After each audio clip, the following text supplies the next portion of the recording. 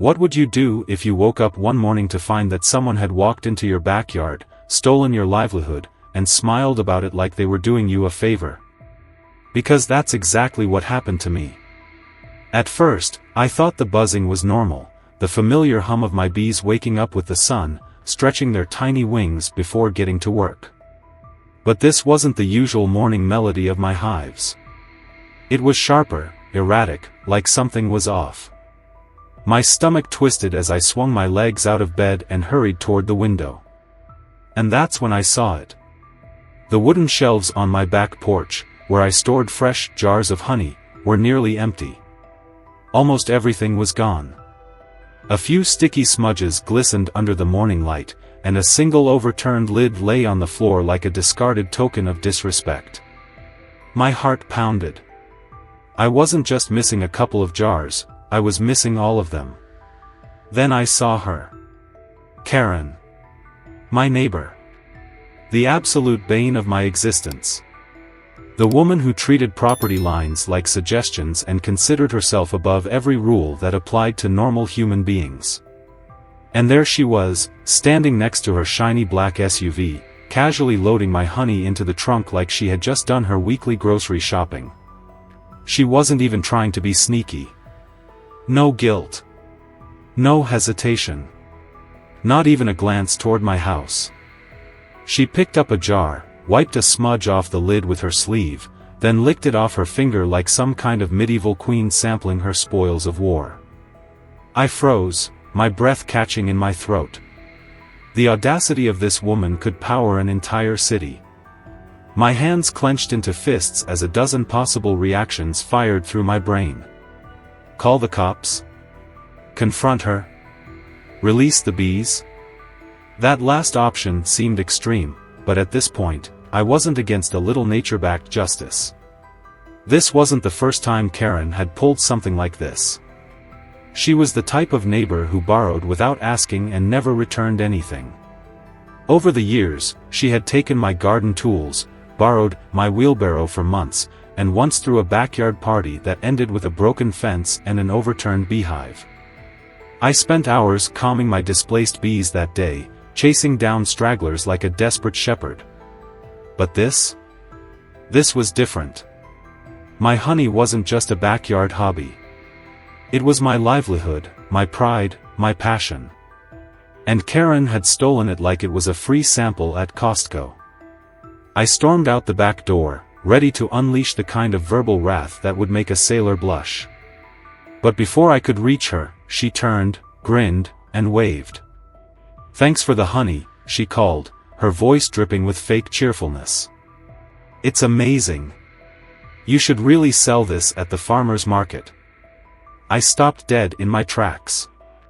Sell it at the market? She had stolen my honey. And now she was giving me business advice? By the time I regained control of my stunned brain, she was already backing out of the driveway, flashing one last smug smile before peeling off down the street, completely unbothered. I stood there, fists clenched, watching the dust settle on the pavement. And then, just like that, my shock turned into something else. Something colder. Something sharper. Karen had just declared war. And I was more than happy to accept the challenge. The moment Karen's SUV disappeared down the road, I took a deep breath and walked back inside, my hands shaking, not with fear, but with something sharper, something colder. This wasn't just a petty act of entitlement. This was theft. And not the kind where some clueless kid swipes an apple from a fruit stand. No, this was calculated, deliberate, and worst of all, she didn't even feel the need to hide it. I wasn't going to let this slide. I spent the next hour pacing my kitchen, sipping my coffee as I weighed my options. I could call the cops, but knowing Karen, she'd find a way to twist the story, playing the innocent, well-meaning neighbor who was just borrowing a few jars. Confronting her directly? Tempting, but Karen thrived on drama, and I wasn't about to give her an audience. No, I needed something better. Something that would make her think twice before ever setting foot on my property again. And then, like the perfect golden honey dripping from a fresh comb, the idea came to me. Karen wanted my honey so badly. Fine. I'd give her honey. I'd give her exactly what she deserved. I went to my shed and retrieved a special jar I kept for emergencies. This wasn't ordinary honey.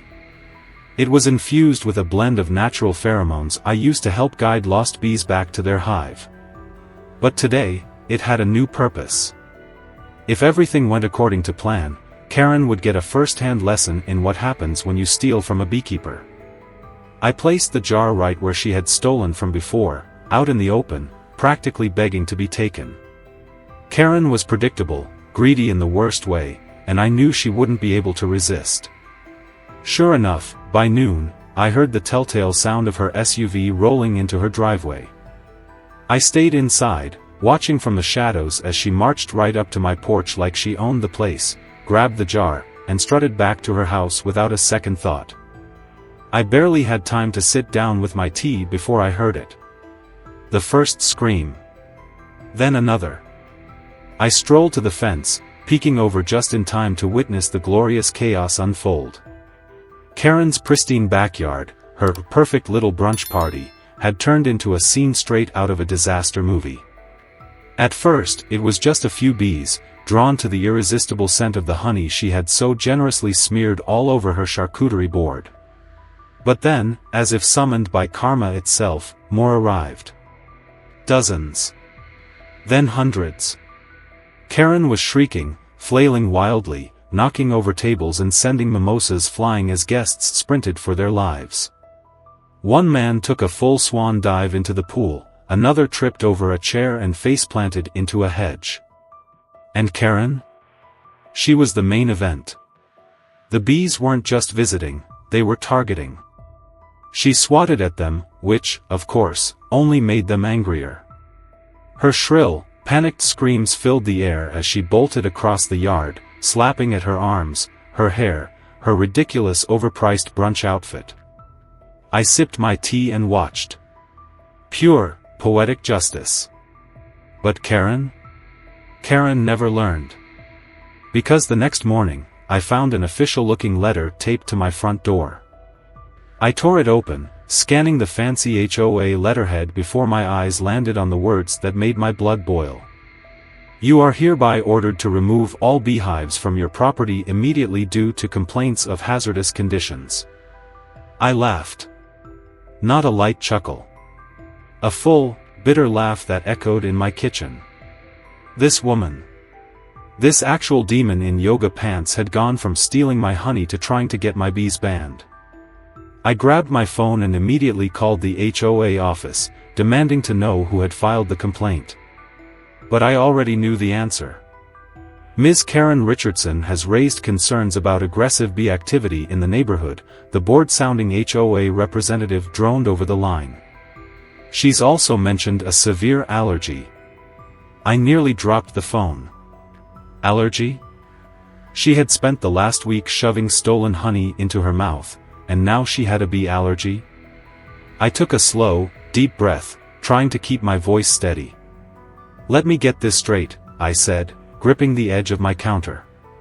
She trespasses, steals from me, then blames me when nature does what nature does. Sir, I understand your frustration, but our policy states. I didn't hear the rest. Because as I stood there, seething, a new plan began to take shape. Karen had made this personal. And if she wanted to turn the HOA against me, then I was going to make sure she would never enjoy another peaceful brunch in this neighborhood again. I spent the rest of the day fine-tuning my plan. Karen thought she could take my honey without consequences. She thought she could march into my yard, steal from me, and then have the audacity to sick the HOA on me like I was the problem. It wasn't enough that she had humiliated herself at her own brunch. No, she had to double down, pretend she was the victim, and try to take away something that actually mattered. My bees weren't just some backyard hobby. They were my livelihood, my passion, and my family in a way she'd never understand. And now she wanted them gone? Fine. If Karen wanted to make me her enemy, she'd better be prepared for what that actually meant. I went back to my shed and pulled out another jar of honey, but this time, I made a few modifications, the last batch had been designed to attract bees. This batch? This was next level. I infused it with a concentrated blend of pheromones so potent that it would turn Karen into a living, breathing beacon for every bee within a mile. Then, I set the trap. The jar went back in the same spot as before, positioned just a little too perfectly. It took less than a day. That evening, I watched from my upstairs window as Karen, thinking she was so clever, crept into my yard under the assumption I wasn't home. She moved fast, clumsy but determined, snatching up the jar and stuffing it into her oversized purse like some raccoon raiding a picnic. She didn't even glance around before hurrying back to her house. And then, I waited. The next morning, I made sure to be outside, tending to my hives in full view of her backyard. I wanted to see this in real time. Karen had invited people over again. Because of course, she had. She had something to prove. From my vantage point, I saw the ridiculous backyard setup, elegant flower arrangements, expensive table settings, another spread of overpriced brunch food. But the real centerpiece? The honey, she had it front and center, drizzled over pastries, stirred into drinks, showcased like a trophy. For the first few minutes, everything seemed normal. Guests were eating, laughing, pretending they liked each other. And then, it started. 1 bee. Then 2. Then 5. Then a dozen. At first, Karen ignored them, swatting lazily like they were just an inconvenience. But within minutes, it was clear that this wasn't just a few random bees. This was an event. The pheromones had done their job beautifully. They weren't just showing up. They were locking onto her. The first one landed on her shoulder, another on her hand, one found her hair. Karen froze, her smile faltering. Then she screamed. The brunch erupted into full-blown chaos. People jumped from their seats, knocking over tables, sending food flying. Mimosas spilled, plates shattered, guests shoved each other aside in a frantic attempt to escape. A woman shrieked as a bee landed on the rim of her drink. Another man flipped over a fruit platter trying to bat them away. But none of them were the real target. The bees had one mission. And that mission was Karen. I leaned against my fence, watching as she bolted across her yard, arms flailing, face contorted in absolute panic. She tried to shake them off, to run, to escape, but the bees followed. One man dove into the pool. Another tripped over a decorative planter, taking down an entire row of chairs like dominoes. Karen screamed again, sprinting toward the house. But the problem with bees? They don't care about doors. They find ways. She slammed the door shut behind her, but the moment she disappeared inside, I could still hear the crashes. The thuds. The fresh round of panicked shrieking ***. I took a sip of my tea and smiled. I should have felt bad. Really, I should have. But I didn't. Not even a little bit. And just when I thought I'd reached peak satisfaction, Karen, in all her entitled, idiotic glory, made it even better. That evening, after she had presumably spent hours recovering from her latest nightmare, she tried to get revenge. I caught the whole thing on my security cameras. Karen, clearly still furious, snuck out into her yard with a plastic squeeze bottle of store-bought honey. She poured it along my fence line, muttering to herself like some kind of cartoon villain. At first, I was confused, then I realized, she was trying to sabotage my hives, She must have read somewhere that if bees brought back tainted honey, it could ruin a hive. But here's the thing. Bees aren't idiots. I watched on my monitor, waiting, expecting nothing to happen. And sure enough, nothing did. The bees ignored the store-bought garbage. Instead, the scent of honey lingered in her own yard. And who showed up the next morning? More bees. So many. Bees, asterisk asterisk. By noon, Karen was once again screaming, running, knocking over lawn furniture. I even saw her swatting wildly with a pool noodle. I just shook my head. Some people never learn. And Karen? She was the absolute queen of never learning. The silence was the first warning. After 2 weeks of chaos, stolen honey, brunch disasters, and Karen running around like a human beehive, the neighborhood felt strangely peaceful. No HOA notices. No passive-aggressive complaints. No fake smiles from Karen pretending she hadn't tried to sabotage me. At first, I thought she'd finally learned her lesson. That maybe, just maybe, she had decided to cut her losses and move on. I should have known better. Because Karen never lost, at least, not in her own mind. If she couldn't win, she didn't retreat. She escalated. And she did. One morning, I stepped onto my porch to find an envelope taped to my front door, thick, official-looking, with a fancy embossed logo I didn't recognize. My stomach tightened as I tore it open and pulled out a stack of neatly typed papers. Then, I saw it. Karen was suing me. Not just for some minor complaint, either.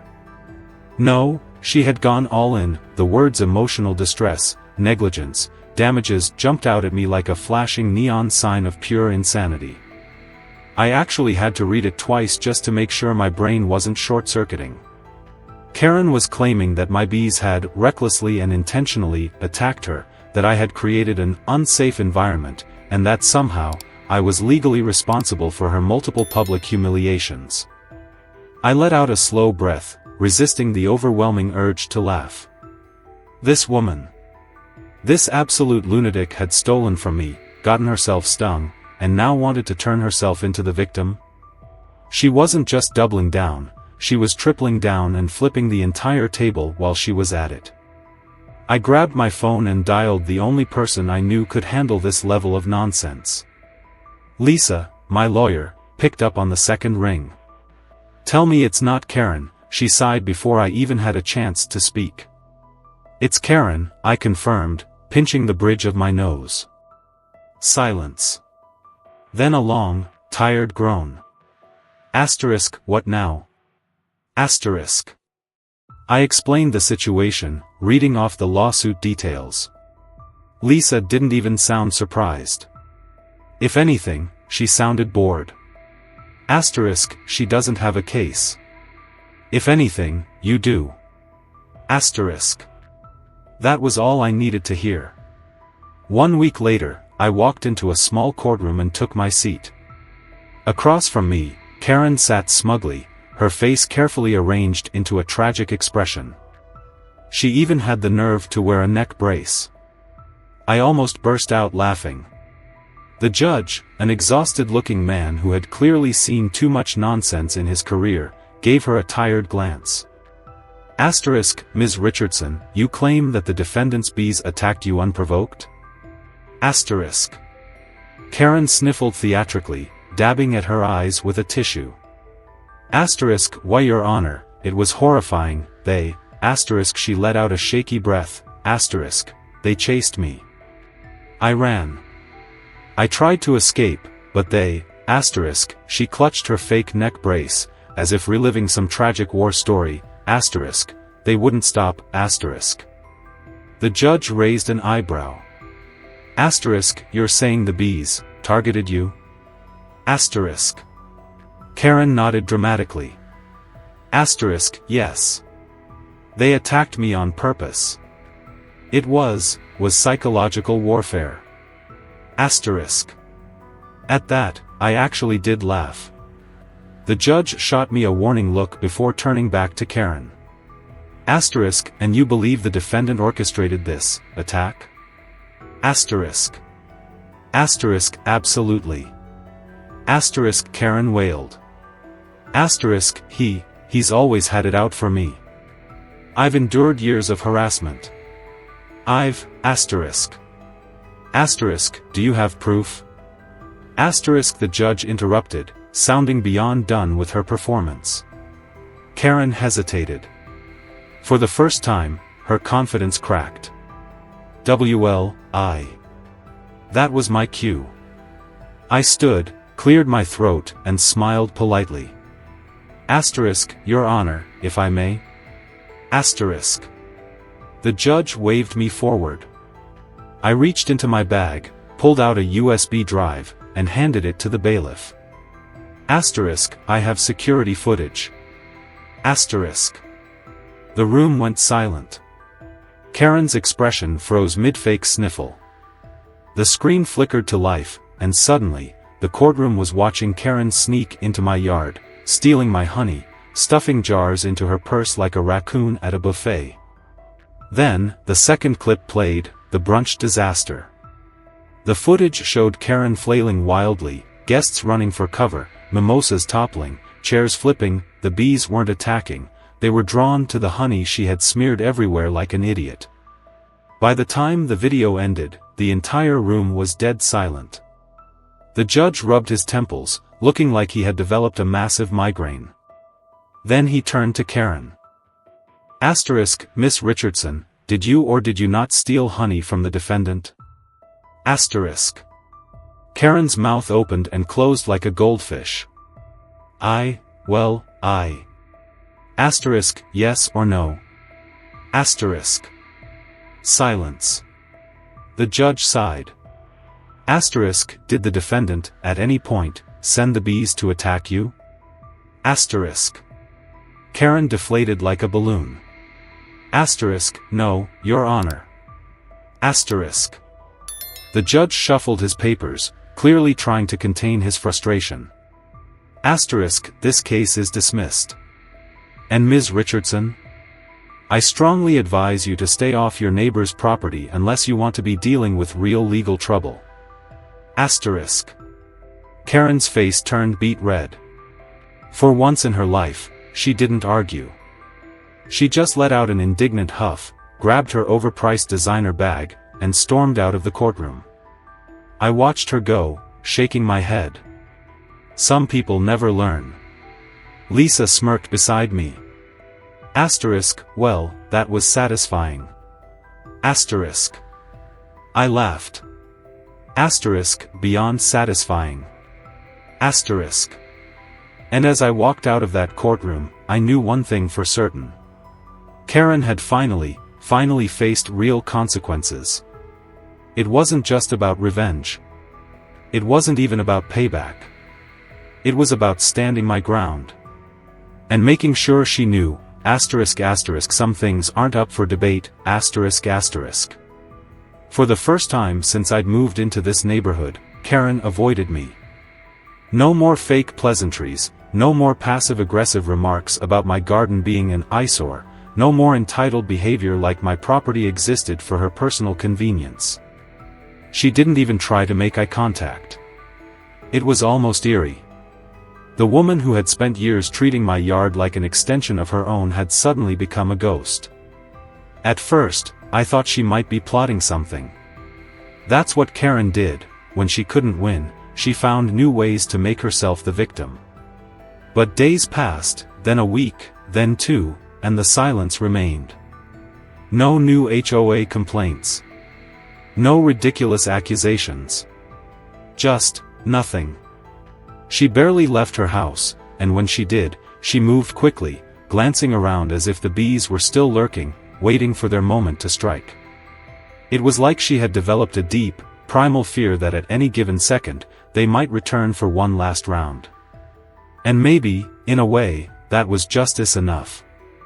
I had expected retaliation, some over-the-top attempt to get back at me, another petition, another bogus legal claim, maybe even an animal control report against my bees. But instead, I got the sweetest kind of revenge. The kind where she had to sit with what she'd done, where she knew she had lost and couldn't do a single thing about it. Then, one afternoon, as I was tending to my hives, I saw her standing by her car, watching me. She looked like she wanted to say something.